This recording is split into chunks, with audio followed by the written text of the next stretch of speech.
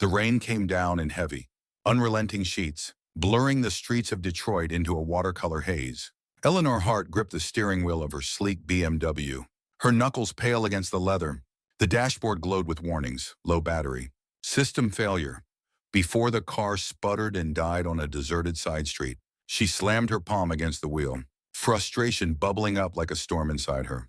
Of all nights, she muttered, her voice sharp with the exhaustion of a woman who'd built an empire, but couldn't outrun a dead battery. Outside, the rain pounded the pavement, soaking trash-strewn gutters. Eleanor, in her tailored coat and heels, felt utterly out of place in this forgotten corner of the city she'd left behind decades ago. No, she stepped out, the cold biting through her clothes, and scanned the street. A flickering neon sign caught her eye. Jake's Auto Shop. It was small, unassuming, the kind of place she'd never notice in her polished world of boardrooms and penthouses. But tonight, it was her only hope. Her heels clicked against the wet sidewalk as she pushed open the door, a bell jingling softly. The warmth inside wrapped around her like a blanket, carrying the scent of motor oil, cedar, and something faintly sweet, like vanilla. Tools lined the walls with quiet reverence, and a radio hummed classic blues in the corner. At the far end, a man stood over a battered sedan, his flannel sleeves rolled up, hands stained with grease. He didn't look up, but his focus was palpable, a steady rhythm of someone who knew his craft. "Excuse me," Eleanor called, her voice cutting through the music. He turned slowly, his face catching the light. His features were rugged, etched with years of hard work, but his hazel eyes held a calm that made her pause. "You're drenched." "Surnmekunmenoni," he said, his voice low, steady, like he was stating a fact rather than offering pity. "My car broke down a block away," she replied, suddenly aware of how her designer bag and dripping coat screamed privilege. "BMW. I think it's the battery, but I'm not sure." She stopped, feeling foolish, like a child pretending to understand something she didn't. He didn't laugh or pry, just grabbed a worn jacket from a hook and headed for the door. "Wait, you don't have to," she started, but he was already outside, pulling his hood up against the rain. 15 minutes later, they stood under a borrowed umbrella that did little to shield them. The man Jake, she assumed from the sign, worked with quiet precision, checking wires and tapping the starter with a tool that looked older than her car. Eleanor watched, her irritation softening into curiosity. His hands moved with a confidence that felt grounding, like he could fix anything if given enough time. "You live around here?" he asked, not looking up. "No," she said, then added, "I used to, a long time ago." He nodded, letting the silence settle. "Battery shot. Starter's barely holding on," he said finally. "It'll run tonight, but get it checked soon." He connected jumper cables, and the engine roared back to life. Relief flooded her chest. Warm and sudden. "Thank you," she said, reaching for her wallet. "I can pay." "No charge."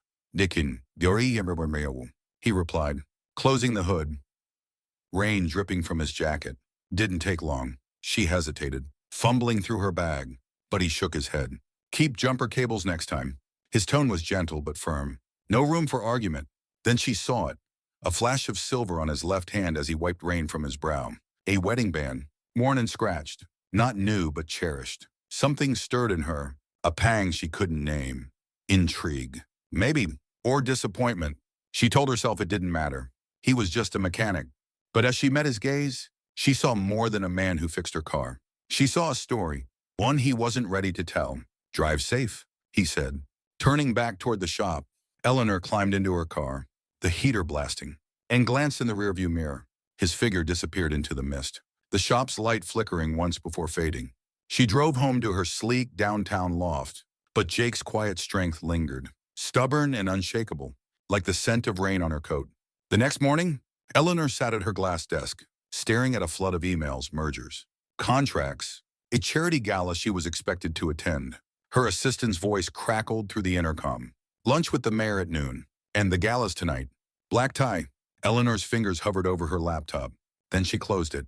"Cancel everything," she said, her voice steady but soft. "I'm following a lead."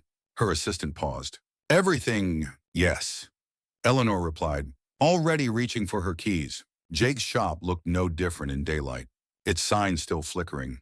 Puddles pooling on the cracked sidewalk. A boy, maybe 11, sat on a crate outside, tinkering with a broken walkie-talkie. He squinted up at her, his face smudged with dirt. "You lost?" he asked. "Not today," Eleanor said, smiling. "You're the lady from the rain," he said, wiping his hands on his jeans. "Dad said you'd be too fancy to come back." She raised an eyebrow, amused or did he now? The boy shrugged. "He fighting. He says stuff." "I'm Noah." "Eleanor," she said. "Is your dad here?" Noah pointed inside. "Fixing a truck." "Want me to say you're the tax lady?" She laughed, the sound surprising her. "Just tell him I brought coffee." Inside, the shop smelled of gasoline and nostalgia. Jake stood under a lifted hood, his focus unbroken until she spoke. "Morning," she said, holding out a cup. "Black. No sugar." "Shushurquin," I guessed. He wiped his hands on a rag, took the cup, and nodded. "Guessed right."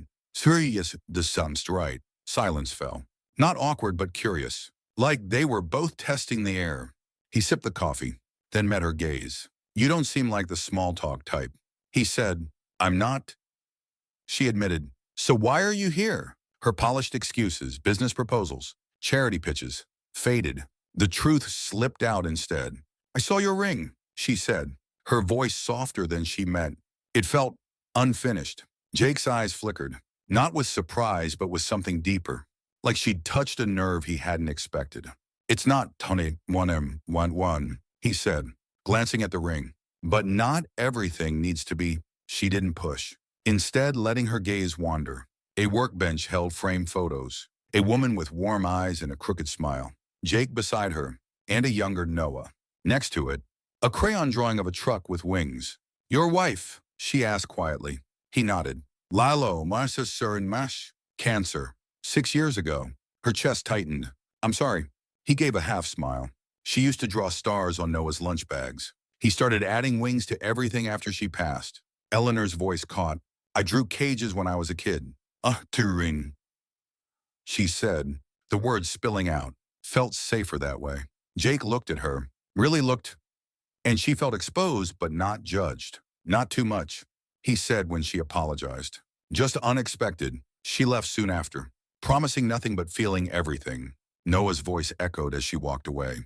"Come to the block party Friday. Dad grills good stuff." She smiled but didn't commit. Yet as she drove home, a warmth settled in her chest. Fragile but real, like the first crack in a frozen lake. By Thursday, Eleanor stood in her loft, staring at an embossed invitation to the gala. Her dress hung ready, her car booked, Pinwuanamane 101. Her life meticulously planned, but her thoughts drifted to a flickering shop sign, a boy with a crooked grin, and a man whose silence felt more honest than any speech she'd heard in years. She set the invitation down and grabbed her keys. The block party buzzed with life, string lights glowing, kids chalking sidewalks, a jazz trio playing from a porch. Eleanor parked her BMW a block away, blending in as best she could in jeans and a sweater. Noah spotted her first, barbecue sauce on his shirt, pride in his eyes. "You came," he shouted, tugging her toward the grill. Jake stood there, seated to one man, flipping burgers, a beer in one hand. He looked up, and for a moment, his hazel eyes softened, like he'd hoped she'd show but hadn't dared believe it. "Wasn't sure you'd make it," he said. "Neither was I," she replied. "But the gala had too many rules." He smirked. "We keep it simple here." They stood side by side, the grill's heat warming her skin. "You don't seem like the block party type," he said after a while. "I'm not," she admitted. "Last one I went to, I was 9. My dad burned hot dogs and swore he wasn't allergic to pollen." Jake chuckled, the sound low and warm. "Sounds like a fighter." "He sneezed for days," she said, and they shared a quiet smile, built not on wit but on presence. Later, three de one from. They sat on the shop's front steps, paper plates balanced on their knees, root beers clinking in glass bottles. Noah darted by, insisting the real stuff was for special guests. Eleanor felt a pang of belonging, sharp and unfamiliar. "You've built something here," she said, watching neighbors dance and laugh. "Not just a shop, a family." Jake took a slow sip. "Didn't plan to. After Lila, I just kept moving, fixing things, helping folks. It grew from there." "If Sukaninam Berta," his voice softened. "She was my anchor, made me promise to raise Noah with heart.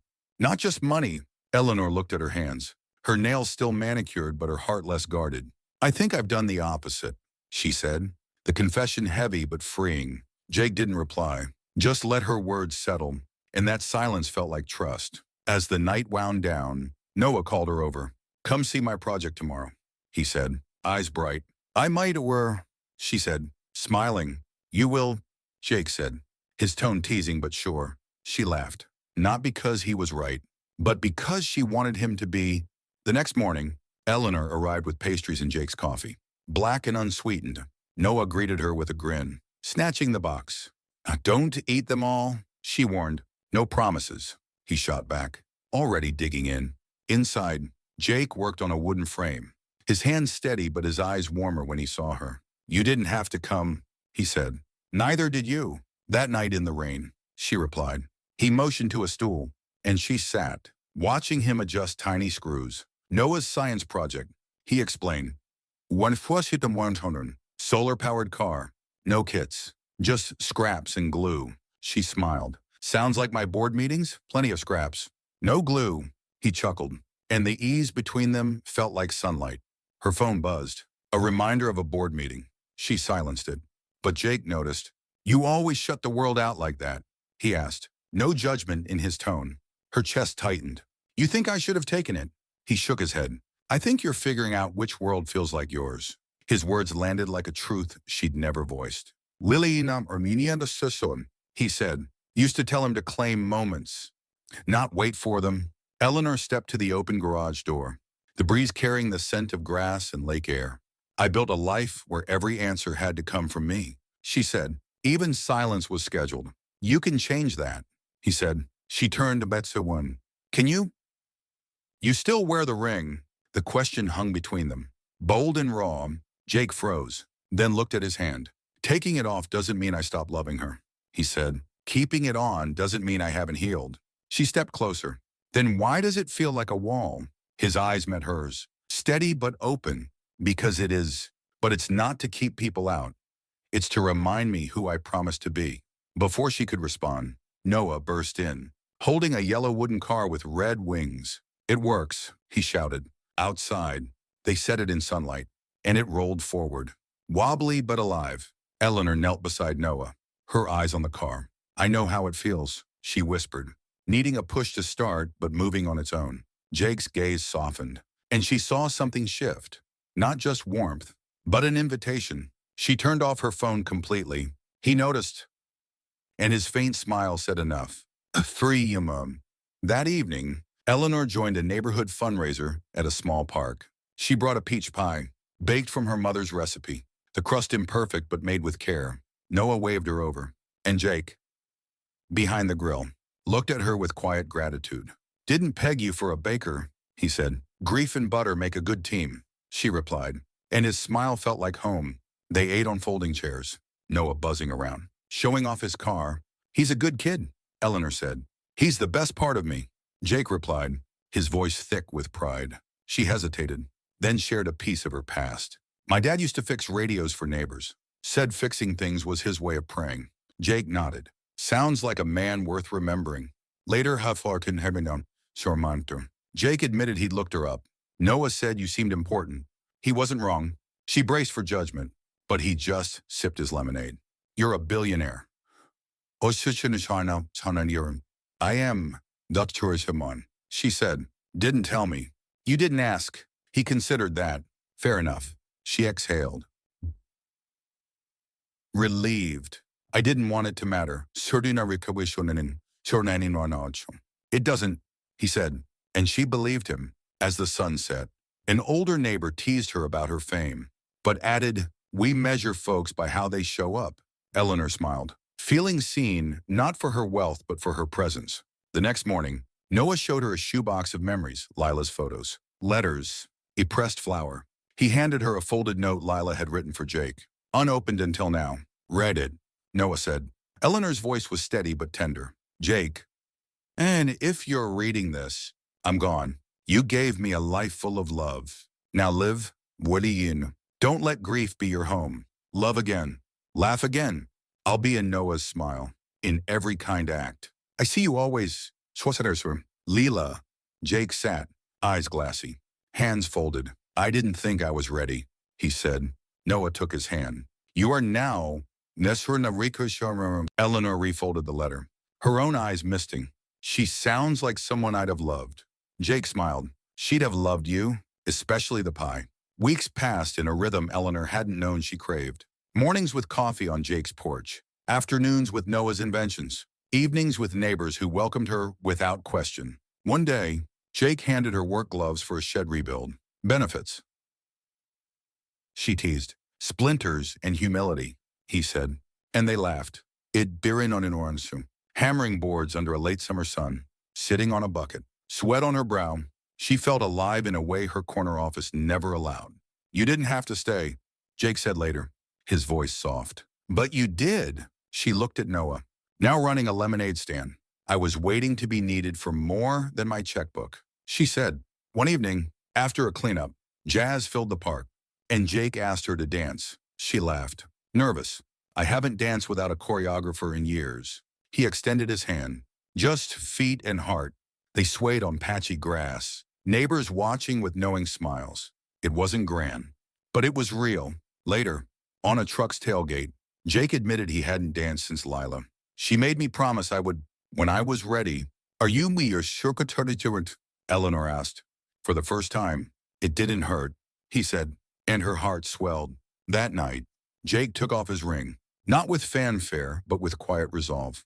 Tucking it into his pocket, Eleanor reached for his hand, and he held hers tightly. On the porch, Noah promised her the first firefly of summer if she kept coming back. I'd like that, she said, her voice thick with emotion. Inside, as Jake laid Noah down and offered her tea, she felt a warmth that wasn't just from the mug. You scare me, Jake admitted, his voice low. Because you see me, she squeezed his hand. You see me too. Months later, Eleanor stood on the same porch, planning a healing retreat for the grieving and forgotten. Jake joined her, promising she wouldn't build it alone. Noah's sign, the lighthouse, the Surinterkemanon, where hearts heal, stood proudly in the grass. As they sipped tea, the ordinary miracle of their life unfolded. Creaky floors, shared laughter, and a love that didn't need fireworks, just presence. Eleanor wasn't just staying, she was home. We'd love to hear from you. Where are you watching from? Drop it in the comments. We read everyone, and it means the world to see how far these stories reach. If this tale of love and healing touched you, please subscribe to H Stories. Your support keeps these heartfelt stories alive. Thanks for being part of our community. Until next time. Tamirin. Nitegwi Karabont.